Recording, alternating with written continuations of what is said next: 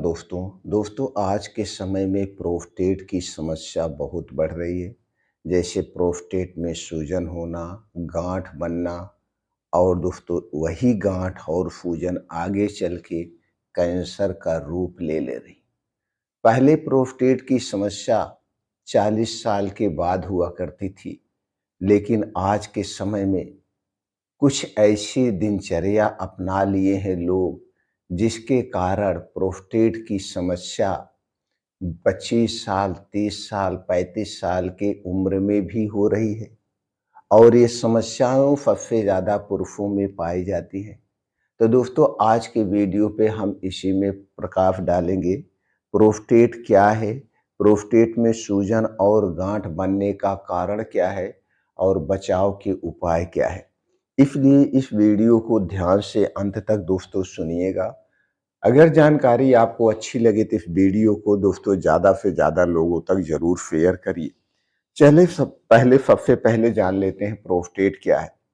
दोस्तों प्रोस्टेट एक छोटी सी ग्रंथि है जो पुरुषों में ब्लैडर के ठीक नीचे स्थित होती है और मूत्र मार्ग को घेरे रहती है।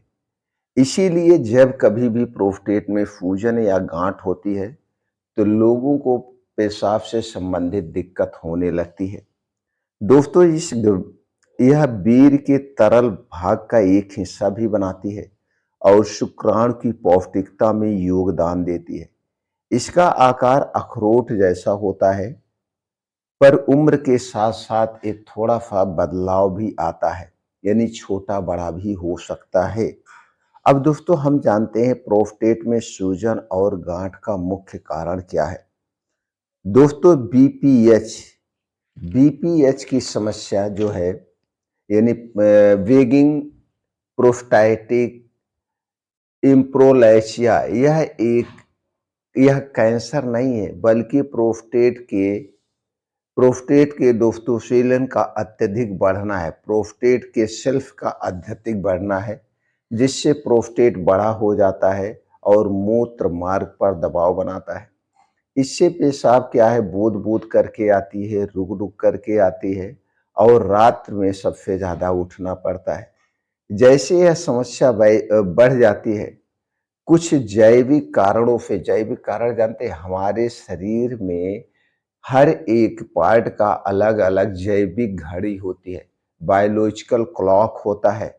जब वो डिस्टर्ब हो जाता है जिसके कारण हार्मोन बदलाव आते हैं, ग्रंथि का जो है वो फाइज गड़बड़ हो जाता है, इसके कारण दोस्तों ये सारी समस्याएं होती हैं।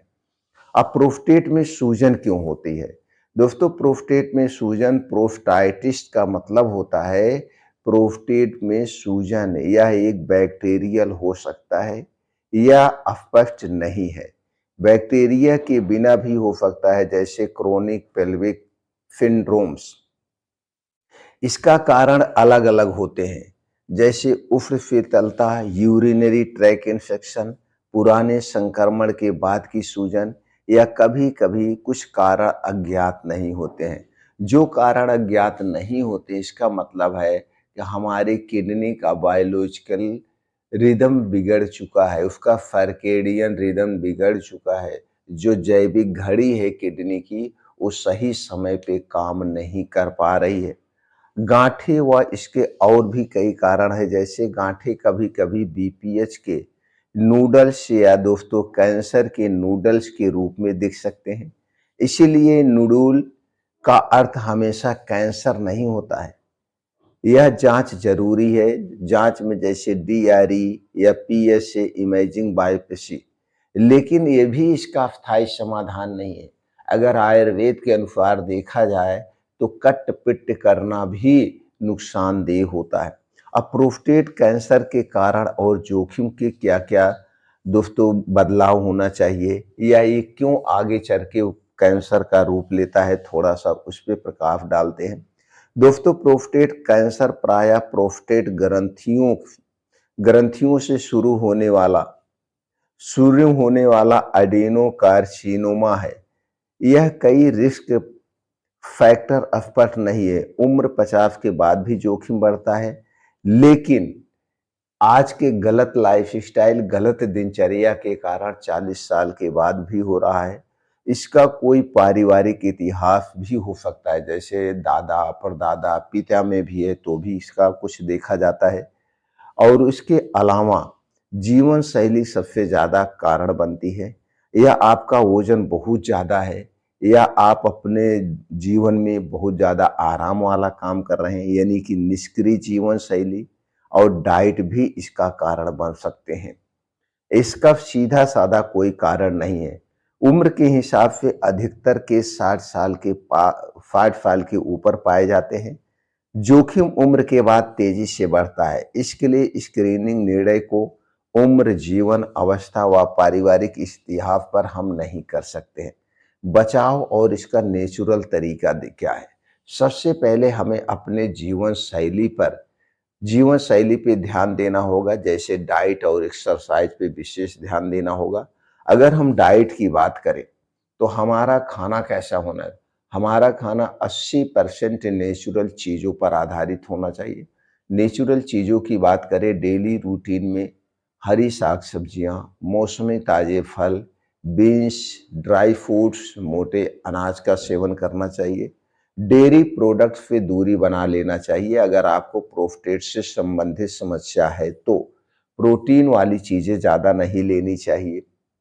और बाहर की जितनी भी चीज़ें हैं, जो चीज़ें चीनी से, मैदे से, रिफाइन किए गए तेल में बनाई गई है, कंपनी में बनाई गई है, आपके घर पे नहीं बनाई गई, उन चीज़ों का सेवन नहीं करना चाहिए। आप अपने घर से चीनी, मैदा, रिफाइन किया गया तेल ये तुरंत निकाल दीजिए।